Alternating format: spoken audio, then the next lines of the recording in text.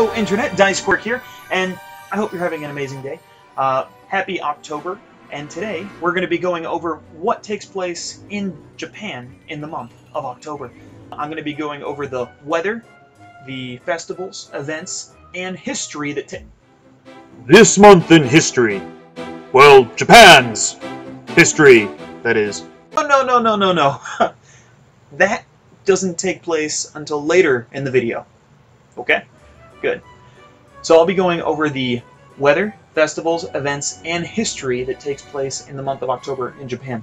And I hope that this video is both informative as well as helpful for helping you plan your trip to Japan. If you're not planning a trip to Japan at the moment, I hope that at the very least it helps fill that small void where we all want to be in Japan at this moment.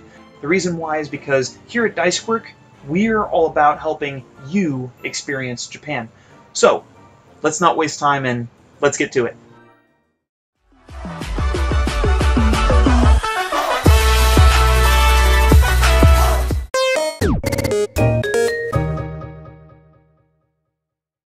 Japan in October is definitely a pleasant month, as autumn really starts to show its true colors. The autumn foliage peaks in the Japanese Alps at this time, and pleasantly warm days and cool evenings make this an excellent time to be in Japan. For the most part, the typhoons that were really present in September have started to die down, but having said that, October still has a bit of rain, and it's still possible to experience a typhoon in October, but it's much less likely. Afternoon temperatures range from 19 degrees Celsius to 23 degrees Celsius. Morning temperatures tend to be around 14 to 18 degrees. So, with the crisp air and wonderful weather, people are frequently outside, and that means you can expect to see a number of amazing festivals and events. So, let's get to it. Held on Saturdays, Sundays, and holidays through mid-September through the end of October, the Matsue Suitoro Festival is able to be experienced in the western Honshu city of Matsue. Also commonly called the Water Lantern Festival, Matsue Suitoro takes place at the city's scenic castle Matsuejo, which was built and completed between 1607 and 1611, and it underwent some construction in 1950 to 1955. During the festival, lanterns of various sizes are lit up and placed along the moats and paths as well as in the castle grounds. If you happen to be attending this one, try one of the make-it-yourself lantern stands to add your own lantern into the mix. I also recommend enjoying one of the night rides on one of the sightseeing boats that take place in the moat around the castle. Believe me, you're not going to regret it. Another festival on the second Saturday of October that you are not going to want to miss is the Asama Onsen Taimatsu Matsuri. Say that a couple times fast. Or the Great Torch Festival.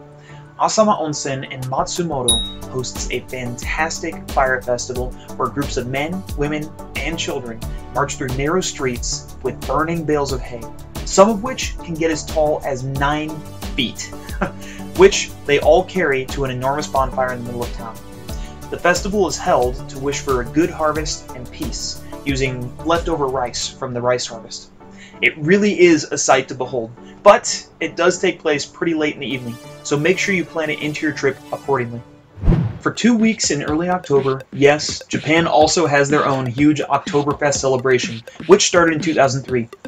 Beer and food are served with live performances, and traditionally, there have been a few free admission days for foreigners who visit, so make sure you look into that information.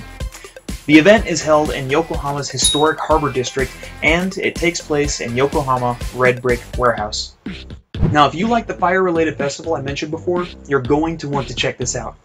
On October 22nd, you can see the Kurama no Hi Matsuri, which is a Shinto festival where men in traditional garb carry huge flaming torches weighing up to 176 pounds. That's pretty darn heavy. Oh, also, if you've been to this event or are pyro and wish you were at this festival, let me know in the comments below. Anyway, they carry these huge torches through the roads of Kurama, a tiny village in the mountains north of Kyoto. And after all the torches are lit, 2 mikoshi are carried down from the Yuki Shrine to be paraded around the town until midnight. Seriously? If you have the time, and if you're in that area, make sure you schedule this into your trip to Japan. And I'm sure you were wondering, does Japan celebrate Halloween? Well, let me tell you, Japan definitely celebrates it. But it's not quite the same way that we normally celebrate it here. fact, many of the traditions that we have in America and other countries just aren't held up in Japan. For example, they don't go trick-or-treating. No, instead in Japan, the holiday is more about costumes and partying. So, if you happen to be in Japan for Halloween, you can expect to celebrate in one of the many huge street parties that can be found all over the country. One to take note of would be Tokyo's Shibuya Crossing, which draws thousands of people celebrating the holiday with costumes and drinks on October 31st every year. But if you're in a different part of Japan, don't worry, there are parties happening everywhere. Also, you may want to look into one of their Halloween trains, which have become a trendy and fun way to celebrate the holiday. If you're interested in checking them out, they usually set up websites where you can sign up to be on one yourself. Definitely look into that. Also, having said that, just because Japan doesn't really go trick-or-treating, that doesn't mean that they don't have a lot of really cool snacks. So, if you can't go there to Japan to enjoy them at this moment, I'd recommend checking out Japan Candy Box. It basically is an easy way for you to do some trick-or-treating on your own, except for it delivers it to your door, and instead of getting normal candy, you get a variety of interesting and fun Japanese candy and snacks. I can't wait for mine to come in. Definitely, if you're interested, check out the link in the description below. And now, it's time for This Month in History. Well, Japan's history, that is. October 22nd, 794. Emperor Kanmu relocates Japanese capital to Heiankyo, which is today, in Japan, the city of Kyoto. October 5th, 1274. Around 1,000 soldiers of the Mongol army land on the Japanese island of Tsushima, the first attack of Kublai Khan's Mongol invasion of Japan. Now, if you were interested, this is the same year that the Ghost of Tsushima game was set, but just a quick clarification, the game is great, okay? It's awesome, but the games were based off of the cinema of samurai more than their history. Like, the game developers weren't at all interested in Japanese history, to be honest. For example, many of the characters and locations mentioned in the game never existed, including the main character and the main antagonist. Samurai also wouldn't use many of the gunpowder weapons shown until the mid to late 1500s. In fact, the type of katana used by the samurai in the game were actually made as a response to how ineffective their current weaponry was faring against the Mongols, which ultimately were defeated not by a single man, but by 2 major weather events. Not to mention the Bushido code that the main character struggles with, well, it wouldn't be developed for roughly another 300 years after the setting of the game. Still, it is a great game. Just remember, it's based more on cinema, not history. Okay. Now that that's out of the way, October 12, 1279. Nichiren, a Japanese Buddhist monk, inscribes the Daigohonzon, which is a highly respected wooden plank worshipped by the Nichiren Shoshu sect of Buddhism. October 20th, 1600. The Battle of Sekigahara takes place and is finished, setting the Tokugawa clan as Japan's rulers. October 14th, 1867. This day, interestingly enough, was the day that Tokugawa Yoshinobu resigned as shogun in Japan, making him the last of the Tokugawa shoguns to rule. So the Tokugawa period both started and ended in October. Kinda neat. October 15th, 1904. The Russians are driven back by the Japanese in the Battle of Shaho, with both sides experiencing a large number of casualties. October 11th, 1906. San Francisco Board of Education ordered segregation in schools by having Japanese, Chinese, and Korean children go to separate segregated schools, causing a diplomatic crisis. October 5th, 1931. The first non-stop Transpacific flight was completed from Japan to Washington, piloted by Clyde Pangborn and his co-pilot Hugh Herndon. Interestingly enough, their plane, Miss Vidal, was heavily modified. In fact, it was so heavily modified, it could carry 930 gallons of fuel.